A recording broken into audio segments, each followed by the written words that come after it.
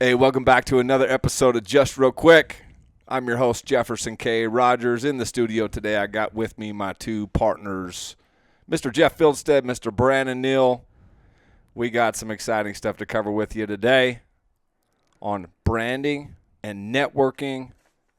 There's a saying that I've heard over the years called, your network is your net worth. And would love to get your guys' feedback on networking. Maybe we start with networking first and then get into personal brand. We got to start with something that's a little more important than that, I think, first. What is that? So you've got a new hobby you should tell us about first, because it has to do, like anything can be relatable. Well, this is actually a good networking subject. It actually is. It really is. I agree. Of course, Brandon turns archery to networking. Hunting, archery. You need to tell us what's been going on, because you've been, I think it's pretty exciting myself. I've always loved hunting, and I know a lot of people that archery hunt. I never thought that I would get to the point to have the patience to archery hunt, and I still have a hard time with it, honestly. It's a whole different level of commitment with hunting to do archery hunting, because I just want to show up, and man, I could have killed this. It didn't end up being a spike. I got a spike tag. But as close as I was, I could have killed that thing from 750 yards with my rifle. But by the time I got that close with my bow, it smelled me. And it left. That's frustrating. Yeah. No, it is. It's a totally different level. It's the difference between hunting and shooting. I would just rather shoot and get back to work. Hey, there's nothing wrong with rifle hunting at all. No, there isn't. I'm just saying that's the difference. Yeah, but archery is next level for sure. So, yes, that is an important topic. I like being able to have something to do outside of work. My family is one of those things that I spend a bunch of time doing. Yeah. And I don't have very many other things that I do for myself, and literally spent the last 2 weekends by myself in the mountains, hiking dozens of miles, chasing elk. Good for you. I'm glad to hear your priorities are straight, because if they weren't, we'd have to have a conversation about that. So I'm getting better, man. I want to make sure everybody knows that Jefferson's human, and he has a lot of fun things that he likes to do, and like hunt, which is really, what else is there outside of family and work that's as important as hunting? There's not very many things. No, I agree with you there. So we haven't given Jeffrey into hunting. Yeah, exactly. I love to hunt. Yep. I don't know if I can call myself a hunter yet, but I definitely love to do it. But we had a good hunt last year, archery hunt. Saw a lot of elk, had some good shot opportunities, killed a good one. I definitely am learning. Yep. I've got a lot of experience, had a lot of fun, and it's been awesome. Yep. It's been a fun journey the last couple of years. Yeah. You've killed a couple coyotes, haven't you? Yeah. Yep. I've never actually got a tag for my rifle. Mm-hmm. So, for a big game animal. Yeah. Yeah, but that isn't something that like entices me. I love the thought of hunting with a bow. And that excites me. And I know it's hard, and I know the failure rate is high, and I know most people give up. And I just love being out there, dude. So I understand when people are, everybody. I think the hardest part is like, dude, did you get anything? It's like, no, I didn't. The odds of me getting something are pretty low. So when I do, you'll know about it. Trust me. Yeah, that is an interesting dynamic, because we go out there and spend our valuable time. We preach how valuable our time is, and they're like, wait, you didn't get anything? What the hell are you doing out there? Yeah. Yeah, I think if you're going just to kill something, you're, my opinion, that you're shorting yourself of the whole adventure. Yeah. The adventure's where, I think that's where the reward is. Yeah, I think getting good at something, learning a new skill, like that's what it was for me. It's like it was something I've never done. I didn't grow up doing it. Nobody in my family ever hunted. Mm-hmm. And obviously being around guys that hunt, even growing up, I'm like, dude, just didn't excite me. But then for whatever reason, starting to think about what it would take to hunt, like especially an elk with a bow. That is not an easy accomplishment. It's not like anybody just grab a bow and go up in the mountains and get an elk. That is not an easy thing. Yep. And so that to me, that journey of saying, okay, one, you got to learn how to shoot a bow. Then you've got to learn how to find elk. And then you've got to learn how to shoot that elk under the most anxiety, excitement, Yeah. frustration, Adrenaline going through your brain. Yeah. all of that stuff. And you got to be able to control it. To me, that's awesome. And when you find them, you got to figure out how to get close enough. Yeah. Because there's the wind and all that, and they can smell really good, and they can see really good. And if there's a bunch of other animals in the area, they got all those eyeballs looking at you. Uh-huh.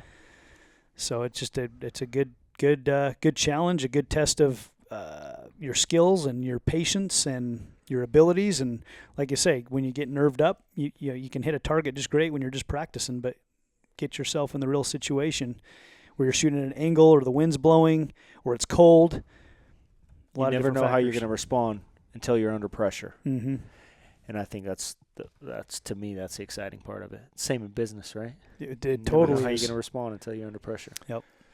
Yeah, it's hard enough with a rifle, but now you've got this little peep that you're looking through, and you can only shoot. Like, I can shoot 1,200 yards with my rifle, but I've never shot more than 100 yards with my bow. Yeah. And at 100 yards, my grouping is like this big. Yeah. So you're probably not going to shoot at something. Yeah, moving. Yeah. Yeah, moving targets or any challenging shots just get way more challenging when your grouping is this big. At 1,200 yards, I can shoot a freaking tennis ball with 5 bullets. Mm-hmm. But it's a whole different ball game Yep. with a bow. And I've never, I was also thinking about, like, what if I dial at 40 and then he keeps walking? And then I got to make a quick shot. Like, how many? Got to range it, got to dial your sight, There's all a lot the- of all the things. stuff that could happen that you need to be prepared for. Yeah. And I got three dots on my sight, on a vertical sight.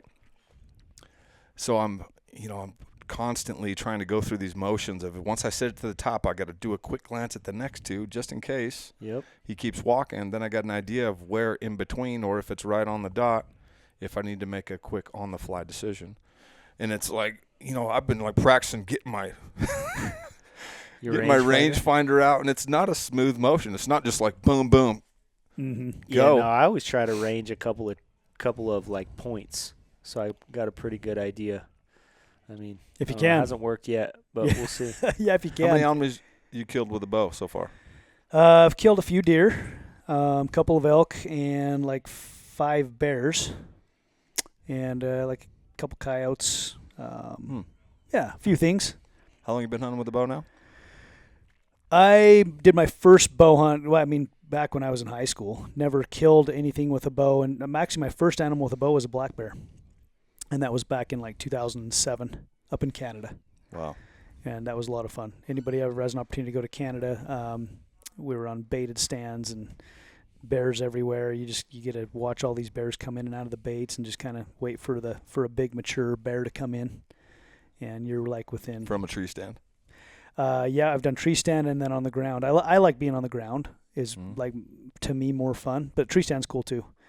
But on the ground, you're eye level. So they'll come in within 10 yards, and it's exciting. That's a little sketchy because it's not like you can just bring your 10 millimeter to Canada. You can't. Yeah, you can't have a handgun in Canada. So yeah, you're there with your bow. I've never been afraid. Kind of weird. When I'm hunting, I'm not afraid. The thing you got to worry about the most is when you have a sow come in with her cubs, and if those cubs get behind you if you're between the cubs and the sow, that's not a good situation to be in. Mm-hmm.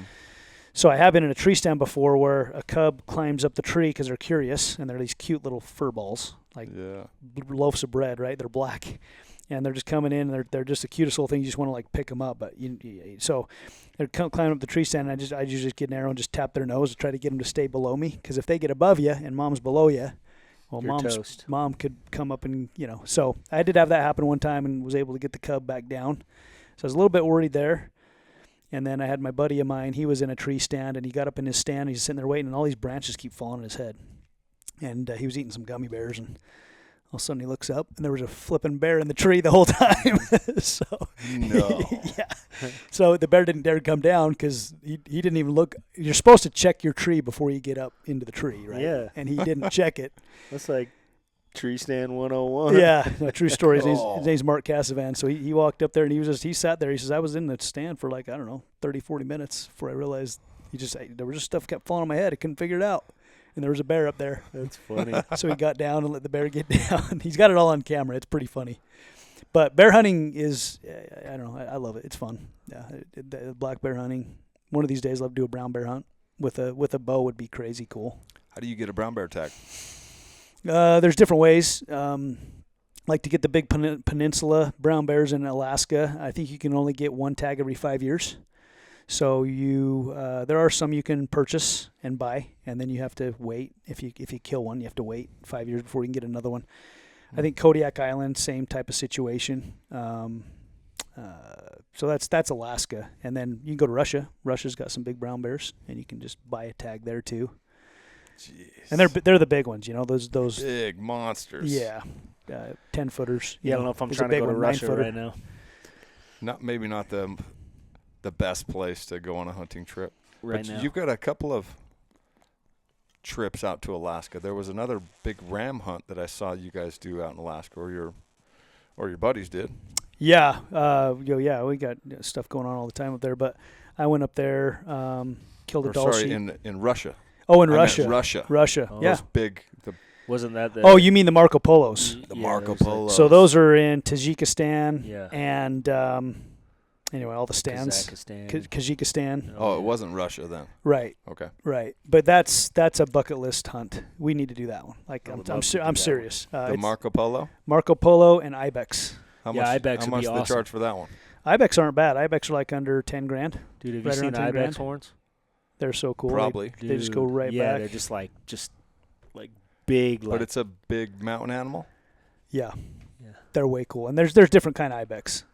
So there's those, and then the Marco Polo are more expensive. I think a Marco Polo hunt's probably 30 to 50, maybe 30. And you got to go to one of the stands. And there's different ones that are different priced, but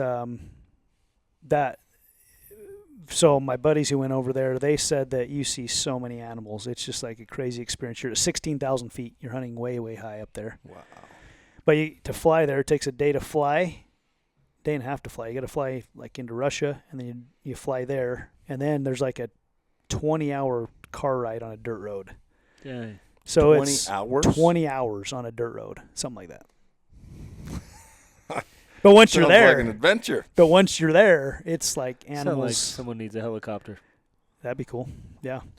But yeah, anyway. So I don't know how that applies to business, but I just want to make sure that was an important thing to talk about and discuss. I could talk about hunting. You know that how that applies is as we talk about networking and building relationships. I think relationships are crucial, and I think when you go into an endeavor, whether it's like hunting or something like that, you build these relationships with people, just like we have. We met some guys on hunts. It's like you. I'm trying to think. What's the chiropractor's name? Hafen? Oh, no, not here locally. Another guy. I don't know, but we meet some of these people that go on to shooting schools and stuff like this and then go do hunts. And you build these relationships with people, and it's like you never know what kind of opportunities are going to come because of those relationships. Mm-hmm. And if you didn't do these hunts, or whether it's golfing, that's why a lot of people golf or whatever it may be, you don't get the opportunity to build a genuine relationship with somebody a lot of times outside of just the office and, hey, this is what we're talking about as business. And I think it's powerful. I think it's probably the most important part of business, in my opinion, is networking. Because when you said you started this, your net worth is your network, or vice versa. I agree with that, because the people you surround yourself with are going to lead you to better opportunities. They're going to make you level up because they think bigger, or the opposite too if you decide to hang out with people with no net worth, right? Yeah. That's a great point. I mean, because I can say this just from experience, being out, I'll just say hunting again, just because that's what I like to do a lot. But I've hunted with a lot of different people, and it's just, you get to know who people really are when you're doing hard things together, see what their character really is. You're with them day in, day out, if you're on a multiple day type hunt. So whether it's hunting or some other type of adventure type situation, or like you say, golf or whatever. I don't know why you'd ever play golf, but I'm teasing. I know some people out there. A lot I've of seen people you like play golf, bro. I've played. We some got golf. you to play golf. You did get me to play golf. But in all seriousness, I would say if you ever want to get to know me, come with me and hunt with me for a while. And you really get to know the person. And those that I've had opportunities to hunt with, I've been able to really get to know them as human beings, which always translates into enriching my life in so many other ways. Yep. When I'm not hunting, or when I'm in business, or need a favor with my family, or just being there for me or me for them. Yeah. You know? It also gives you something to talk about that brings joy to people's lives, other than something they're emotionally attached to, like money and business, where you can talk to something that maybe they're not emotionally that way attached, but they're excited naturally by. And you can have those conversations with people. You know, I know how many times you've been on an appointment sitting at someone's kitchen table and they've got a mount up on the wall, and you can talk about that story and you watch their eyes light up. And then if you have any amount of knowledge and any amount of the ability to have a conversation with that person, boom, you instantly build a relationship. Yep. Yeah, I think there's a couple of different dynamics, because we're talking about hunting and we're talking about building relationships, which is networking, but not really in the traditional sense. You know, we start out the podcast and this is all like strategies and insights on leadership and sales, and then thank you for cutting in and lighting it up a little bit, talking a little bit about hunting, which leads to relationships and gets us thinking about this thing a little bit differently. Yep. Because also I think it's important that you network not just for the purposes of business and building your net worth, but I just love talking to people. Yeah. And we went to this restaurant, and both times we went, I'm like, I'm looking for anybody that I know. Yep. And as soon as I see him, I'm going to spark back up that conversation wherever we picked off from last time. Yeah. And you never know where those relationships lead. Right. One guy is a fairly successful guy on the tech side of the business, and then the other guy, he's my landscaper, and he rides dirt bikes and he plays paintball. Yeah. And I've known his wife since she was a little girl. And it was just cool to catch up with them. And you never know where those relationships might lead. And most people, you know, I pride myself in just being direct, and most people don't just walk across a restaurant through the crowd to go and say hi while they're in the middle of their meal.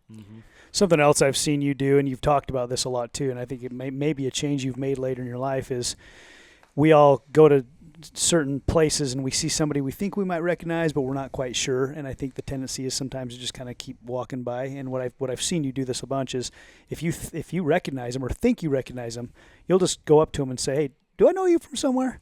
Which I think is a very good thing to do, because I think it makes them feel special, even if they don't know you. What if they do? And you go up and you make that effort to do that. It makes them feel special, and then you reignite that connection, and it brings it back, right? And I've been learning from you, for example, trying to do a better job of that. When I see somebody, instead of we both make eye contact and keep walking, "Hey, remind me where I know you from," you know? I love that, dude. I love that. It's one of my favorite things. It used to make me so nervous, but then every time that I didn't do it, I regretted it. Yeah, true. It's like, dude, I do not like regretting things. Yeah. And I may not ever see that person again. And I knew them. I just didn't know how. So I just should have freaking asked. It's so funny because I'm the exact opposite, guys. I have to admit. I see somebody, I'm like, yep, saw him. Well, I'll tell you this. The other night, even at the gym. The other night we were at a restaurant for my daughter's birthday, and a guy actually comes up to me. "Hey, I need help." He actually needed help with some hunting licensing stuff. And I said, "Yeah, man." And I forgot who he was. I go, "Hey, remind me who you are." He was actually, my wife's over there and she has the tag, and I just need to find a guide. I go, "Okay, great." And I got his number. I says, "I'll get it to you," and I walked out, and then I'm like, why didn't I go over there and say hi to his wife and say, "Hey, tell me about this tag you've got. Congratulations." And I didn't do that. So it's one of those things I didn't do, that little bit of extra effort that just makes a difference. And I need to get better at that. So maybe I'll get better at that. And then I'll give you an update. Okay. For sure. We want to hear the first to a admit report I'm back. not good at that. My wife gets mad all the time. She goes, "You knew them." I'm like, "Yeah, I know exactly who they were." She's like, "You know everybody, but you don't say hi." I'm like, "I don't know. They're just doing their thing. I just leave them be." Yeah, I don't always do it either, but I've been watching him do it. He always does it every time. And Every place. We walk into somewhere, and they'll be like, "Where's Jefferson?" I'm like, "Where do you think he is?" He found somebody that he knew. Yeah, I don't know why you're even asking this question. It's true. Like it's his wife still asks the question. I'm like, "Really? Yeah. You're asking where he went? Yeah. We should know this by now." Well, it makes me think of like it's what I mean. I think you say it, but your wife says it all the time too, Kelsey. She always says, "How you do anything is how you do everything." Mm-hmm. And just as we're talking about branding and building your brand, and really what is a personal brand, and I'm always thinking about that. How am I doing everything? Yeah. Because it's how I do anything. And if we're just living right, we all know what it's like to live right. You start to build a reputation around that, right? Dude, I just wrote look right here. Reputation. Amazing. Yeah. And that's so important because then if there's ever a situation that comes along where people are questioning something, you know how you've always been and people around you know how you've always been. And you build a track record with that of credibility with people, either good or bad, right? Yep. And you can't fake that. And it comes in handy at different places and times in your life. But when you're just becoming and you're just trying to do a better job, you don't always see the results of it at that moment. But well, yeah, I think that's what a personal brand is. I think it's just another way of saying your reputation. Like personal brand, I think is a term coined by social media marketing agencies. Mm-hmm. Let's build you a personal brand. Really, it's just sell you a package. Yes. What is your reputation? Like, who are you? Mm-hmm. A lot of people say, "What do you do?" But who are you? And what do you stand for? What are your values? What kind of person? If you tell somebody you're going to be there, are you there? If you tell somebody you're going to do something, do you do it? And that's what your reputation, I think, is. And I think, whether you're going to do social media marketing or you're going to do anything, I think if you really know that reputation is what's important, then it comes across correctly. You don't have to wonder whether or not, like, is this fun? Is this just be who you are? Mm-hmm. And if there's things, if you're normally showing up late and that doesn't do good for your reputation, change it. Yeah, and that's one of the important things for me was I was doing things that I knew didn't align with my morals and ethics. But then there was things that I was doing that I didn't necessarily realize were developing a reputation that I wasn't all that proud of. And until I was hanging around people and we were doing these exercises, I remember the first couple exercises, super uncomfortable. And it was, 2 or 3 people, we get in a group and we, after knowing each other for a very short period of time, tell you how you show up for me. Mm-hmm. And so you have to explain to them how they show up for you, and then they explain to you how you show up to them. Yeah. Mm-hmm. And there was these things that were like pierced my heart. Like, I don't ever want to make people feel like that. And that's the way I made you feel? Yeah. So then there's these people that may not have exposure to those types of exercises. And as leaders, we got an opportunity to help them polish up their personal brand a little bit. I had an opportunity to do this yesterday with one of our installers. Yeah. He's got a reputation here for being kind of an asshole. Yeah. And I don't want that for him. Mm-hmm. I'm sure he doesn't want that for him. Sure. And as soon as I mentioned it, he got quiet and he's like, man, I guess I didn't really start out from a very good place there, and it might have carried with me throughout this time here. And so he was open and he was coachable, and hopefully he'll take it and do something with it. But, it's one of the cool opportunities that we have. And it's more on the less surface level of personal brand because it's your reputation and how you show up for people. And you got to be willing to recognize when there's adjustments that need to be made. Make the adjustments. If you give a shit, yeah, you will. Well, I think some people build a personal brand that isn't aligned with their reputation, and this is why they have a hard time doing it long term because it's fake. It's not really who they are. It's just this personification of who they'd like to be, which is okay if you're willing to start changing. Mm-hmm. It's okay if, hey, maybe you're dropping the ball in some areas. You say, I'm going to stop doing that. But you got to start somewhere, Yeah, the truth always comes out, right? Mm-hmm. So if you are not aligned with that, it will eventually come out. There's no getting around that. That's life. Because you're always going to revert to who you are what your character is. Mm-hmm. And that's a good thing about doing hard things, doing challenging things or talking to somebody that, clear across a restaurant. It might not be comfortable, but, it feels good when you're done. Even though it might have been uncomfortable up front, you start building this reputation. One is like, oh, yeah, I know if I see him, man, I saw him, and it was awesome. I talked to him. I just saw him the other day. No way, Mm-hmm. Or if you're the kind of person that says, yeah, no, I do something uncomfortable and I got this good outcome from it. It could have been anything. Could have been I went to the gym. It could have been I had a hard conversation with somebody but had a good outcome. But then you have this reputation of saying, hey, if something's hard, it doesn't matter to them. It'll turn out good. It always does. Yeah, absolutely. Yeah. Yeah, you said something the other day talking to the operations team, saying I would like to be the type of person that if you had to go to war, you could count on me. Uh-huh. I'd be one of your generals. I'd be somebody you'd call, right? And I think that, so maybe we could talk about some characteristics. What are some characteristics that you'd like to have in your personal brand for most people to win maybe in business, right? And I think that's definitely one of them. And that doesn't mean that you have to have all the answers. That doesn't mean you have to be the most skilled or talented. But I think it does mean that you're willing. Your willingness is there. You're always willing, and you're always willing to be the first one there. I got your back. You let me know what you need. I'm willing to be there for you. And when things get tough, you don't pretend like nothing's going on. Right. Yeah, and I think the way that you explained it the other day was powerful, because we've now been able to experience this as friends and as business partners. Yeah. And when things get tough, you want to have somebody in your corner that's willing to push through the tough times and is savvy enough to recognize when there's tough times happening and saying, it instilled a lot of confidence in me. Yeah. When you said those things. That's awesome. Amen. So I got your back, dude. Yeah. I was built for this. Yeah. Mm-hmm. Yeah. Well, I think that's, I think for me, as you talk about showing up for other people, we need to be the first ones willing to show up for somebody else. Because a lot of times it's like if you read about love languages, like we do to our wives what we wish they would do to us, right? Like if they're my So love true. language is acts of service, so it'll be my wife's birthday or something, and I'm like, pay someone to come clean the house, and she's like, who cares, But for me, I'm like, if you'd have done this stuff for me, I'd be fired up, I come home to a clean house. She could care less. Mm-hmm. But I think we have to remember that stuff with a relationship with people. It's like, hey, how we want people to show up for us is how we need to show up first. We have to be willing to do that. Yeah. So, and then you have to do it when it gets hard. Because a lot of times the reason why you don't do it is because it got uncomfortable. Yeah. And I think it's okay to ask people, how can I best serve you? Yeah. Because by serving people in these situations we're talking about here, when you serve somebody, they automatically go, whoa, they were there for me. Yeah. And they didn't have to be there for me.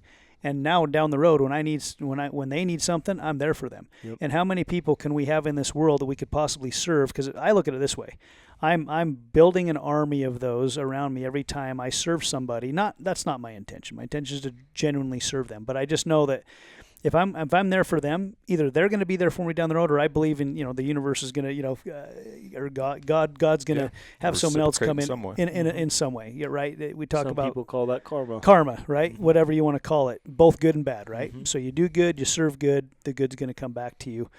And I think we need to always remind ourselves that you just keep doing good, and things are going to work out good for you overall.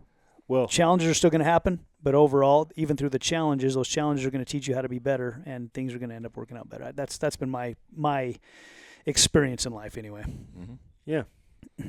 Well, and I think if this is about building a brand, you really got to be real with yourself. As who are you? What are you trying to be?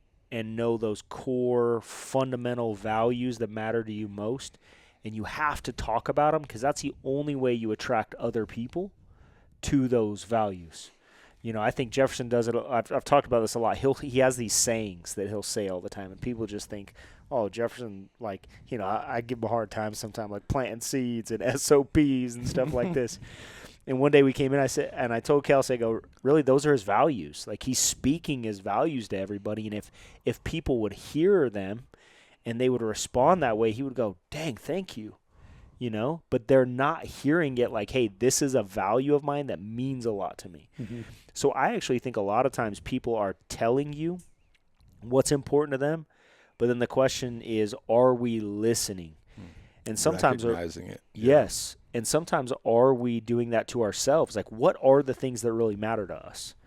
And it's usually the things I think that we're like, man, I wish this person would do that, or I wish this person would do that, I wish this person would do that. And really what it is we're saying, all right, I need to be more of that. Mm-hmm. Like, that's who I need to be. True.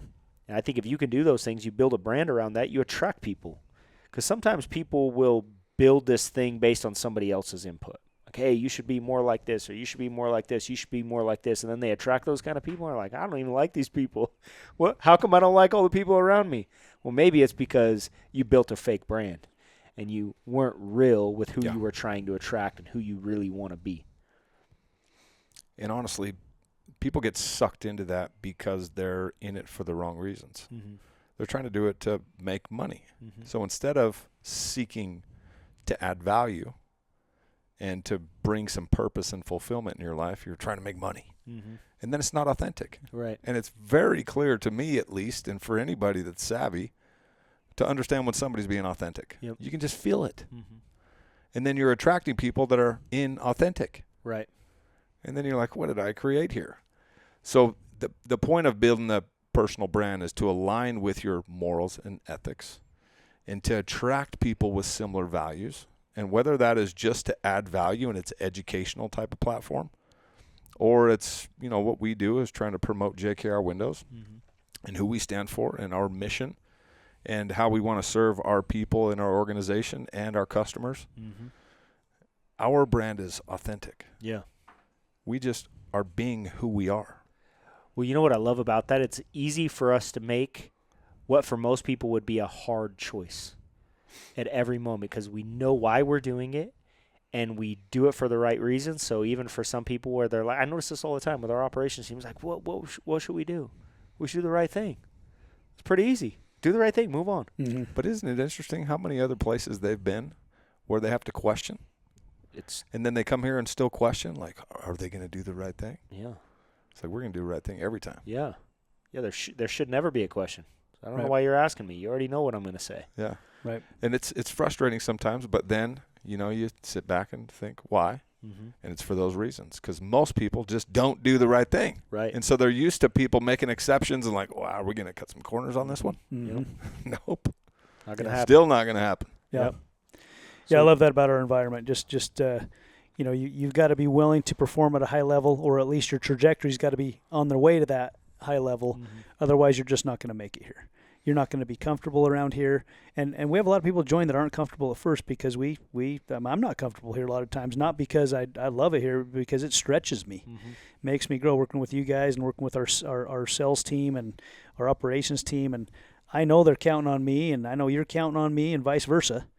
And I love that about this thing, And I think along with what you're saying there, Jeff, with, you tell people what your values are. I think also, the way that we live is showing people by just how we are, right? Mm-hmm. And then when necessary, use words. I've heard that before, right? Let your actions speak for you, and only when necessary, use words. And that's really the best way to teach. If you want to lead your team, you go do it first. You do it with them. You're there side by side. You're teaching them how to do it. And, that's the best way to teach and train, is they get well. That is the best way to. It's also the best way to learn, is when you're in that position where I got to teach you something. Mm-hmm. I'm learning the fastest when I have to teach it, because I'm learning it to teach it, right? Anyway. I love it. Well, I think this is what branding is. And whether you're doing it on social media, whether you're doing it in real life, it is your reputation. And I think when most people think about branding, they're thinking usually about social media and logos and, all this kind of stuff. And really, in my mind, that's just somebody who does a really good job of packaging up all of those things. And so if somebody wants to do that, they should just, naturally just put on camera, put on film the things and the moments where there's value to be created for other people, where maybe you're having to make a tough decision. But we talked about this earlier today. The unfortunate thing I've noticed with a lot of people who are building personal brands on social media is they go from personal branding to personal bragging. Like, hey, here's what I have, here's who I am, and then it attracts a different kind of person. So it attracts a person who says, man, you have what I want. So it's that material thing that is attracting the person. And then as soon as they get what they want, or as soon as they realize there's a huge price to pay to get what they want, they all of a sudden change their tone.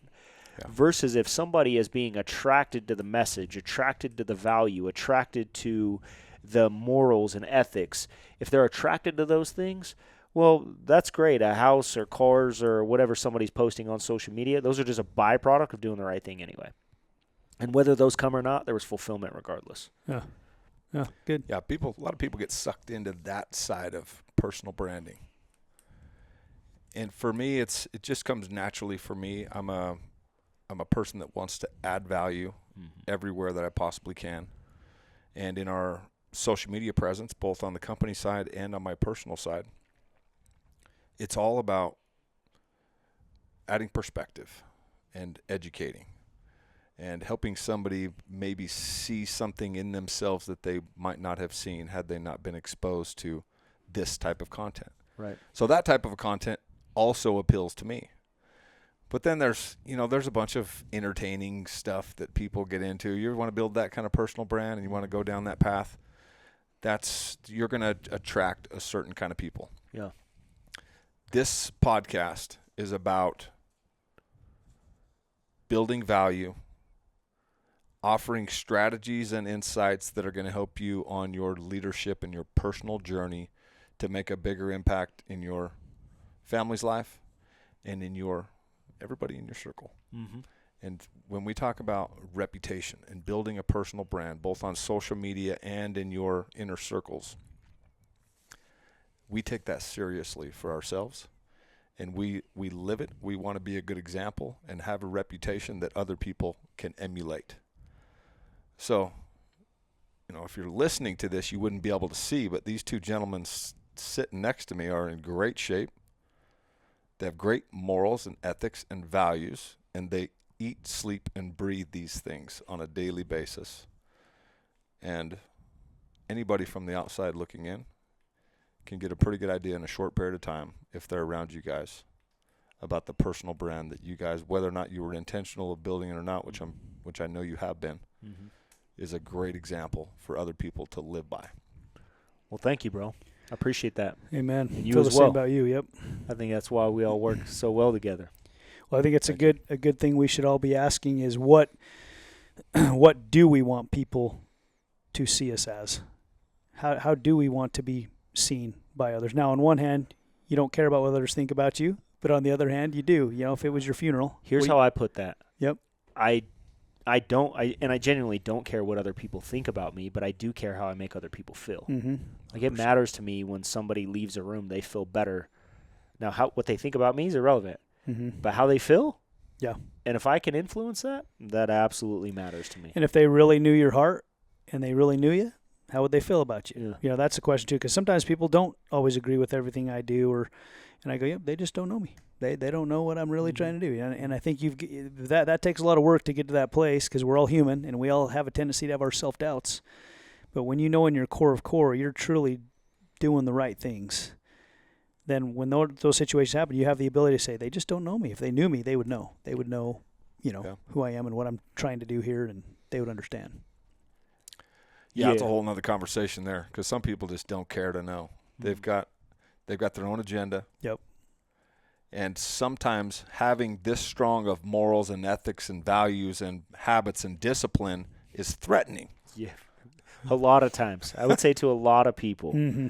Because then they can't be whoever they want to be and be accepted. Like, I love you, but I don't have to agree with you. Like, I could still call you out if you're doing some stupid shit. And I talked about an example this morning, where I had seen somebody I hadn't seen in a very long time. I recognized him. I said I recognized him. I told him this, and he said something about me being in good shape, and he said something about him not being in good shape. Same age, went to high school. Same age, and I just said, dude, change it. Like, come on, man, your daughter needs you. Change this. Yeah, good for you. And I could have, but I think, and my goal was to make him feel better, like just to make a decision. Like, it doesn't impact me. So how he thinks about me wasn't important, but how he felt when he left was important to me. Mm-hmm. And I wasn't trying to get him to feel warm and fuzzy. I was trying to get him to feel like, dang, maybe he's right. You're actually being a true friend, even though you haven't seen him for years. Yeah. You're actually being a true friend. His friends are not going to say that to him, and are they really being great friends, right? And that's what I love about working like you guys. Like, you guys will call me out, like, hey, dude, you're off here. Like, I appreciate that. Hope you guys do that to me, and you do that. But I especially when you use bands. yeah. So I mean, but really, I mean, That's a true friend. And most, I don't know, I think a lot of people, they don't want to be around those type of people that are willing to tell them the truth and challenge them, because it's uncomfortable to be challenged. It is. Yeah, and I think you just got to be authentic. I think Kelsey does a really good job of this. She's very authentic to who she is, and in turn, because she's that way, she's very curious about other people, because she knows, like, hey, here's who I am, but who are you? Yeah. Like, and then I always joke around, we'll show up somewhere and she'll know everybody's kids and their family story, and she'll find her, who knows who, and she's putting everything together. And I'm like, I don't know how you learned that in 20 minutes. Like, how'd you learn that? She's like, well, I just asked.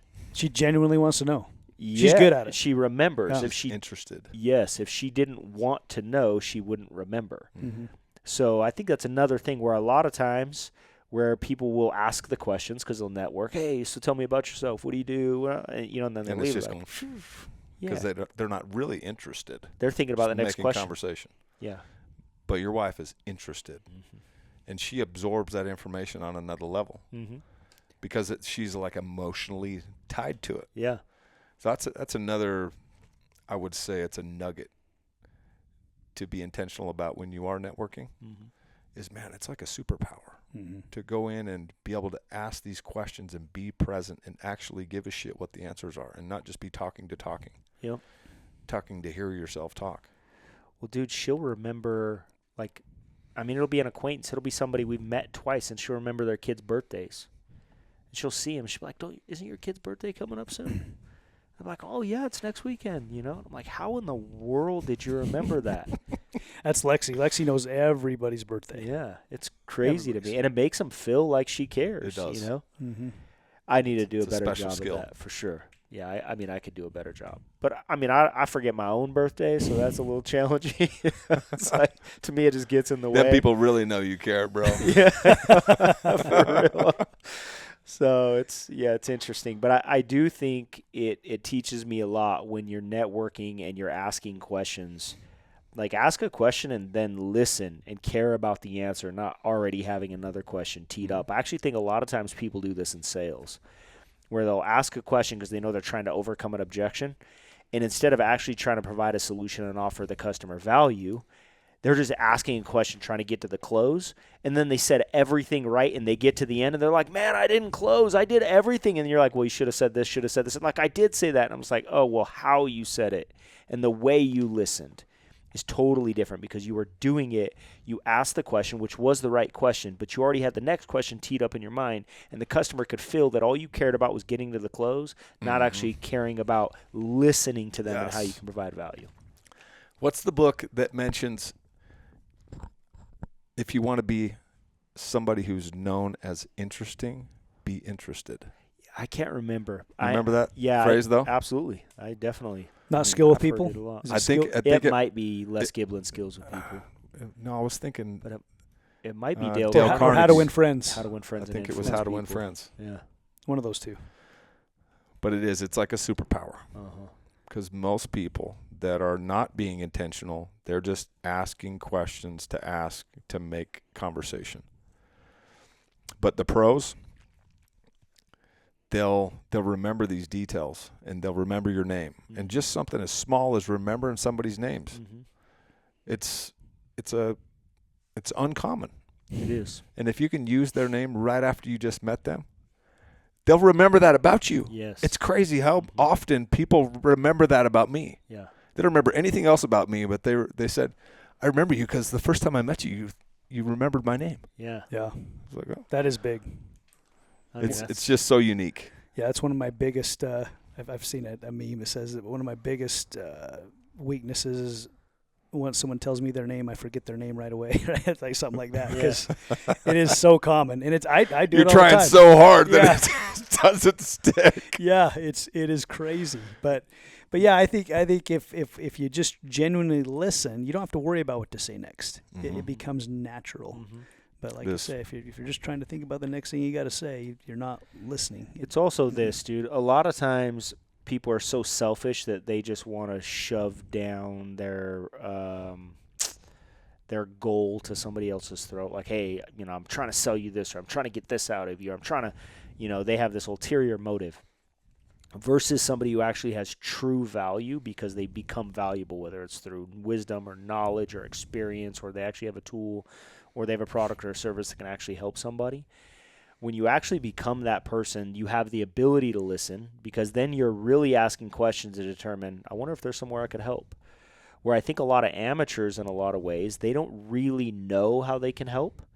And so they're just like trying to learn these systems to where, how do I get to the close, ask the closing question, boom, move on to the next one. And then I think over time they learn through experience to where if I get more comfortable, I get better at presenting value, this is what causes people to move forward. They don't need to be as nervous. And I think that's actually why experience, you can say the same thing to the same customer and a year later and close. Because now you have experience. So you can actually calm down and be present and listen to, how can I provide value?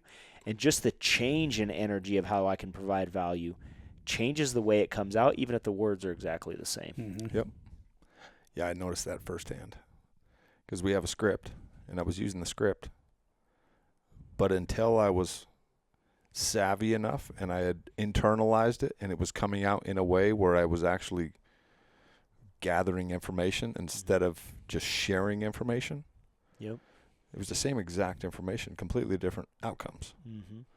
And once you start picking up on that and you recognize it and you're being intentional, and it shifts from just information to now you're engaging that customer. It's a whole different feeling. It feels great. Almost like a customer says, "Oh, can you do that?" And you go, "Oh, yeah, we can do that."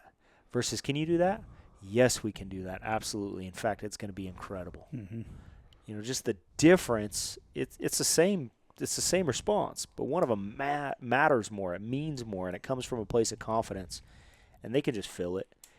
But you have to be confident. I talked about this earlier today. You have to be confident, but you also have to be competent. You have to know that you can deliver on something, know how you're going to deliver on something for it to increase your confidence in your ability to actually deliver this thing that you say you can do. Yeah, it's a whole different type of energy that you're putting off. Mm-hmm. And in sales and in building relationships, energy is so important. Like most people don't realize that there's a transfer happening here. Mm-hmm. There is a transfer. Mm-hmm. You may be so nervous that you don't recognize what's happening, but the energy that you're putting off, your lack of preparation, lack of confidence, and lack of competency is putting off an energy. Absolutely. Well, it's like that study I shared Monday morning with everybody. There was actually 5 studies there, and it was the same study done by 5 independent consulting firms.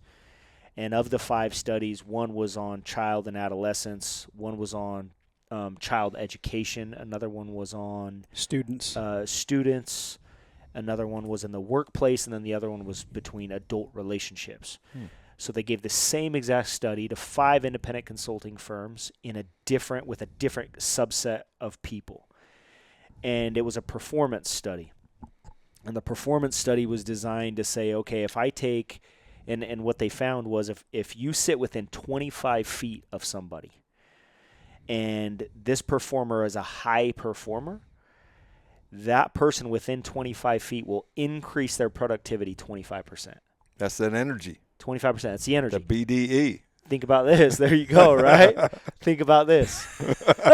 This is what blew me away is, okay, I sit 25 feet within somebody, and if they're a high performer, odds are I'm going to increase my performance 25%. But this is more powerful. If you're sitting within 25% of a low performer, your performance doesn't go down 25%. It actually goes down 30%. Dang. So a low performer within 25 feet. Don't even have to interact. You just got to be within proximity. Be within proximity of their energy, and it causes you to perform less. In fact, that's what is 25 to 30%? What's that, a 10% decrease? Yeah. So it's even a 10%, even more of an decrease of productivity by being around somebody who's a low performer than it would be the increase you get from being around a high performer. See why it's so important for us to have A players around here? It is. No exceptions. Just standing next to a low performer is going to make you dumber.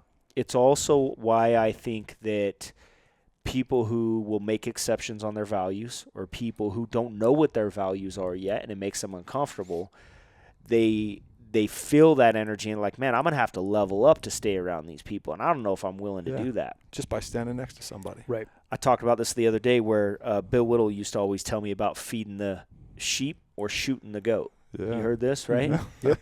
And for those that are listening, I had a mentor, and I'm really good at verbal warfare. You know, it's like if somebody says something or does something, man, I can get in front of a room, get 1,000 people up there. I can light somebody up verbally, you know.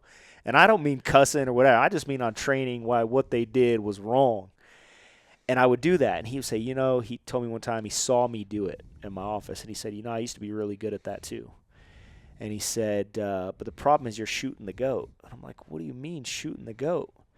And he's like, you get somebody that makes a mistake in your organization, and so you get on stage and you train on that mistake. And he's like, it's like shooting at a goat in a room full of sheep. He goes, the problem is your aim isn't always going to be perfect, so sometimes you're going to miss, and you're going to kill some sheep. And he said, but there's a better way to do it. And I'm like, what? And he goes, the better way to kill the goat, which is the negative or low performer, is he said you just feed the sheep. Because eventually the goat either starts eating what the sheep eats and becomes one of them, or he leaves and goes find somewhere he can eat. And you don't have to kill any sheep in the process. Mm-hmm. And that's like, I think when you talk about energy and high performers and providing value to people that are high performers, where sometimes people are like, man, I want to keep them around because they're a great person. They might be a great person, but they don't align with the values. Mm-hmm. It doesn't mean they're bad. It doesn't mean they're just not right for here. Yeah. And you got to be able to communicate that. Yeah. Just keep raising the bar, right? Yeah. It's tangible. Like a lot of times it is such a drag of a type of energy that it's tangible and you can see the impact that it's having. Mm-hmm. And you know, if you're doing things for the right reasons, even high performers can be those people. Oh yeah, no doubt. And you got to make some tough decisions. People that we have relationships with, there's high performers. There's people that are contributing in other ways, but they're not contributing these other ways that are being a detriment to the team. Mm-hmm. So it leads you to needing to make some tough decisions. Yeah. Because now we know, and it has been proven, that just sitting next to an underperformer, somebody with a negative attitude, mm-hmm. is having an impact. It's a big deal. Yeah, I think it's powerful, dude. And I think the more people really understand that, the more they pay attention to the negative habits, negative people, negative situations, negative things they listen to out of their lives. And that was my message, is you multiply through subtraction. Like really you multiply through subtracting. You know, it's like when I first started my business journey, it was like I knew that I couldn't hang around certain people. And it wasn't because I loved them less. It wasn't that they meant less to me. I still loved them. They still meant the world to me. But I knew I couldn't accomplish what I wanted to accomplish by being around them constantly. And that's a hard thing, I think, for a lot of people to understand, mm-hmm. and a lot of people to get without feeling some sort of guilt. Thankfully, I think for me, where I just genuinely didn't care what people thought about me, but I did care how I made people feel, I started realizing that I got all of my energy and I got all of my excitement and adrenaline in life from pouring that same thing into other people. Like, hey, we can create an environment that's exciting, that you can show up to, that you can go win.